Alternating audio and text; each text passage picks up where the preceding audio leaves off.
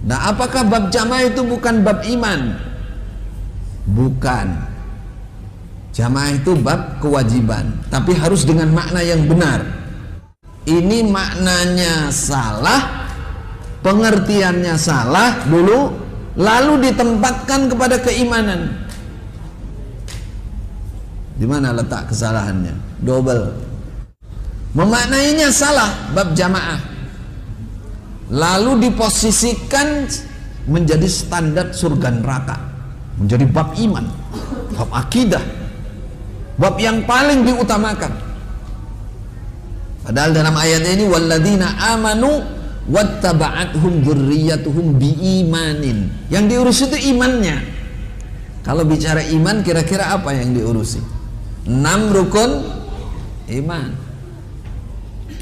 6 rukun iman itu yang diurusi.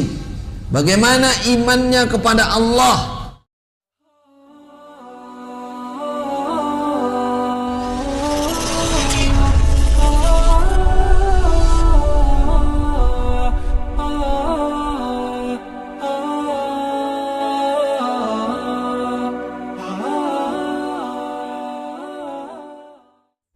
apakah bab jamaah itu bukan bab iman?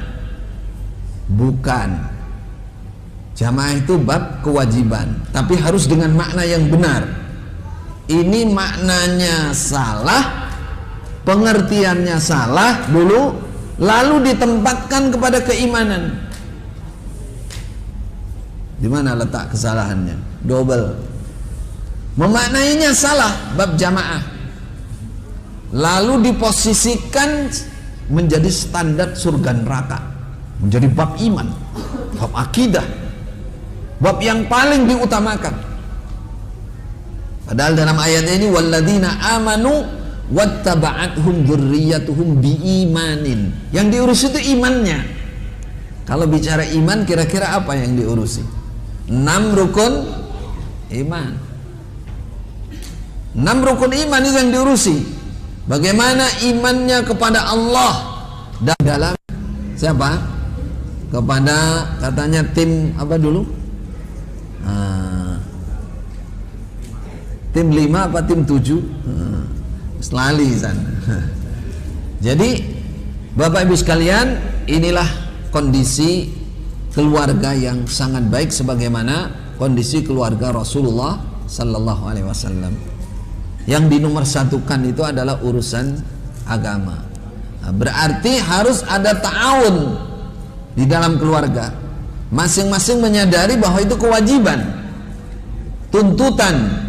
Suami merasa punya kewajiban kepada istri, bapak merasa punya kewajiban kepada anak, istri merasa punya kewajiban kepada suami, anak merasa punya kewajiban kepada orang tua. Semuanya dalam urusan ta'awun, saling menguatkan dalam urusan ketaatan. Cukup kita banyak gambaran di dalam Al-Quran. Misalkan kita ambil Nabi Ibrahim dengan Nabi Ismail. Bagaimana cerita dalam Al-Quran? Sampai perintah berat ibadahnya Nabi Ibrahim itu bertauhid, sehingga beliau sukses dalam bertauhid, dalam menjadi hanifan, dalam menjadi khalilullah. Wattakhadallahu Ibrahima khalila, cinta kepada Allah yang luar biasa, kalah semua, anak, istri, kalah dengan cintanya kepada Allah. Ibadahnya di situ Nabi Ibrahim, topnya beliau di situ, sehingga diambil kekasih khusus oleh Allah. Wattakhadallahu Ibrahima khalila.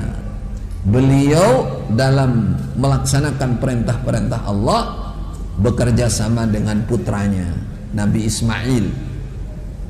Sampai perintah yang paling berat apa? Perintah yang paling berat menyembelih Nabi Ismail. Walaupun Nabi Ismail masih kecil, tapi dia menyadari, dia punya keimanan. Dia punya keimanan sehingga mendukung perbuatan yang memang diperintahkan oleh Allah. Inni ara fil manami anni azbahuk fanzur madza tara. Kata Nabi Ibrahim, aku bermimpi berulang kali menyembelih kamu wahai Ismail. Fanzur madza tara. Silahkan kamu pertimbangkan Ismail. Coba kita bayangkan, disembelih dimintai pendapat. Anak masih umur 10 kurang lebih 10 tahun mau disembelih, kamu mau saya sembelih, ini perintah Allah. Fanzur madza tara. Ini ibadahnya saat itu, pengetesan ikhtibarnya Nabi Ibrahim sampai di mana cintanya kepada Allah, tauhidnya kepada Allah sampai di mana. Ini lahir batin, karena Allah waktu itu tidak mengatakan nanti saya datangkan gantinya, enggak ada. Betul-betul perintah dan tidak ada bayangan akan diganti, ini harus disembelih betul. Ketika Ismail ditanya, "Fandur madza tara?" Apa yang dijawab? Qala, "Ya abati if'al ma tu'mar, satajiduni insyaallah minas sabirin." Allahu Akbar. Ini indahnya kebersamaan di dalam keluarga, ketika keluarga itu menjadi orang yang faqih, orang yang faham dalam agama, orang yang mendahulukan ibadah kepada Allah, sehingga dalam menjalani cobaan yang berat pun semua mendukung. Ya abati, hai bapakku, if'al ma tu'mar, kerjakan apa yang engkau diperintah wahai bapak. Satajiduni insyaallah minas sabirin. Insyaallah pak, insyaallah abah, bapak, saya akan bersabar menghadapi ini. Setelah bersabar, siap berjalan menuju Mina. Dalam perjalanan masih diganggu sama iblis. Kata iblis, "Ismail, kamu nggak ngerti, kamu mau disembelih, sakit, dipotong leher kamu." Ambil batu lempar, sehingga ada lempar jumrah. Jalan lagi, ganggu lagi sama iblis, lempar lagi sampai sekarang ada 3 jumrah. Pada akhirnya sudah siap di sekitarnya jumrah Aqabah. Falamma aslama wa tallahu lil jabin wa nada ayya Ibrahim qad saddaqta ar-ru'ya. Kata Allah, ketika Nabi Ismail sudah berpasrah, sudah tidur, Ibrahim juga sudah siap menyembelih, disitulah oleh Allah dipanggil, "Ya Ibrahim, qad saddaqta ar-ru'ya." Kamu sudah melakukan, kamu sudah melaksanakan mimpi perintah saya dalam mimpi kamu. Sudah cukup. Wa fadainahu bidzibhin azim. Kami ganti dengan hewan sembelihan yang agung yang langsung didatangkan dari surga. Itulah sunnahnya menyembelih kurban. Sekarang nggak boleh, walaupun bisa sabar terus nyembelih anak, nggak boleh. Sekarang nyembelihnya kambing, itu pun juga jangan cari dari surga, nggak ada, cari dari pasar saja.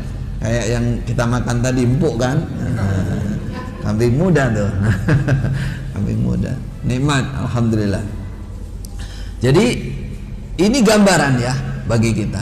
Ketika kita dalam kehidupan ini punya istri yang solehah, punya anak yang soleh, punya putri yang solehah, sungguh akan mudah di dalam menyempurnakan ibadah kepada Allah. Akan imbang. Ketika Allah memerintahkan Nabi Ibrahim untuk membangun Ka'bah di tempat yang tidak ada tanaman, yang sangat panas, dibantu oleh siapa? Nabi Ismail. Wa idh yarfa'u Ibrahimul qawa'ida minal baiti wa Ismail Rabbana taqabbal minna innaka antas samiul alim. Ketika keduanya bersemangat membangun, Nabi Ibrahim jadi tukangnya, Nabi Ismail jadi kulinya. Angkat batu sampai muter Ka'bah, sudah tinggi, Nabi Ibrahim nggak sampai tangannya, diambilkanlah namanya, sekarang dinamai apa? Maqam Ibrahim. Ketika diinjak oleh Nabi Ibrahim, di situ ada bekas kaki. Nah, cuman kalau sekarang itu simbolis saja, simbolnya saja, itu dari Kuningan ya. Kalau aslinya Allah alam masih ada atau tidak. Tapi yang jelas itu adalah salah satu mukjizat, kenang-kenangan, istilah bukti keagungan Allah ketika Nabi Ibrahim dan Nabi Ismail membangun Ka'bah. Itu gambaran. Begitu juga dalam keluarga Rasulullah sallallahu alaihi wasallam, yang diutamakan, dinomor-satukan adalah urusan ibadah. Ketika beliau mendapatkan harta banyak, tawanan perang banyak, budanya beliau bagikan kepada orang-orang yang berperang dan bagikan kepada orang-orang yang membutuhkan. Pada saat itu putri beliau yang namanya Fatimah Az-Zahra datang kepada beliau, disuruh oleh keluarganya, selama ini kamu kan nggak punya budak, kamu nggak punya budak, nggak punya pembantu, sampai tangan kamu sampai kapalan, ngapal, menggiling padi. Kalau di sini padi, kalau di sana gandum. Itu Fatimah, putri Rasulullah. Ketika Fatimah datang, anak yang paling beliau sayangi, karena memang sisanya hanya itu, ya memang Fatimah. Kalau Fatimah datang, Rasulullah berdiri, dia cium keningnya. Bahagia, dekat dengan putrinya, tidak jauh, selalu rindu putrinya, kangen bapaknya, bapaknya kangen putrinya. Kalau sekarang ini kadang-kadang bapak ibunya kangen, anaknya lali, nyekel HP itu wis. Karo bapak ibu setannya laro. Kemudian bapak karo ibu lebih cinta HP daripada menghormat orang tua.